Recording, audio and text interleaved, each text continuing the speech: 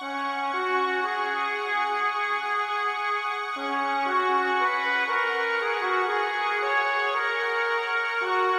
following is one in a series of authentication video studies presented by John Reznikoff and University Archives.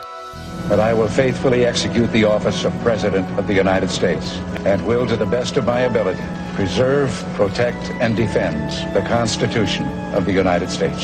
So help me God. Now, congratulations, sir.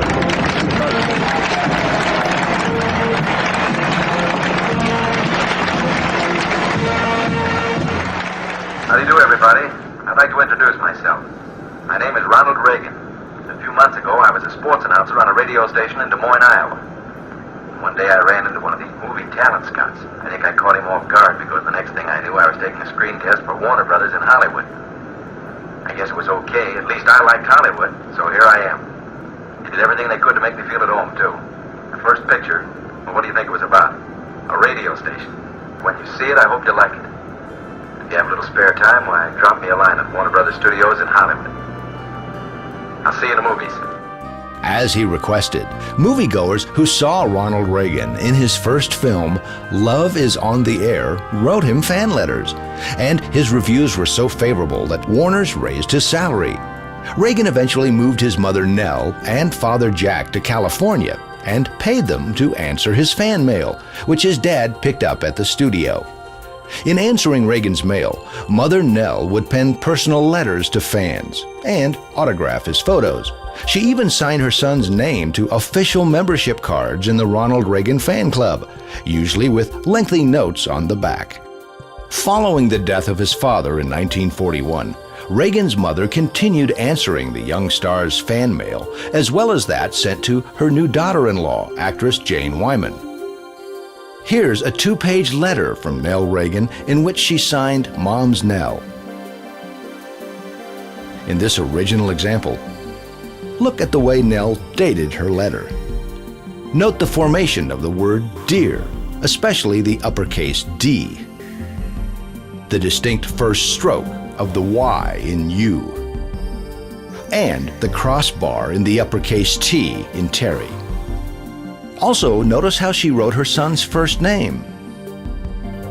And notice the distinctive final stroke of the S in as. On the letter's second page, notice the formation of the uppercase I's. We'll now compare these distinct samples of Nell's actual handwriting to a letter she wrote for her son. First, notice the similar way the letter is dated. Note the similarity in the formation of dear, especially the D. Even the final stroke of the S in as is nearly identical to the S in her forged letter. In this letter's second page, notice the same first stroke of the Y in Young, and the crossbar in the uppercase T in Tuesday. Finally, even the uppercase I displays the nearly identical features of the I in Nell's original letter. And as you might suspect, the Ronalds in each letter are a virtual match. Now, let's compare these two Nell letters to a letter authentically handwritten and signed by Ronald Reagan. The similarities in the words in the first two columns are striking because they're both in the hand of Reagan's mother from the two letters previously featured. Words in the third column display marked differences because they're from the letter authentically handwritten and signed by Ronald Reagan. Look at Ronald Reagan's signature, Ronnie. Look at Reagan's dear, especially the formation of the uppercase D. The first stroke of the Y in you. The final stroke of the S in days. The formation of the uppercase I.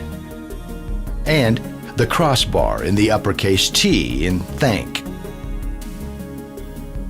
The fact that Nell Reagan handwrote and signed letters for her son Ronald, and also signed photographs and fan club membership cards for him, was uncovered by Universal Autograph Collectors Club president Herman Darvik.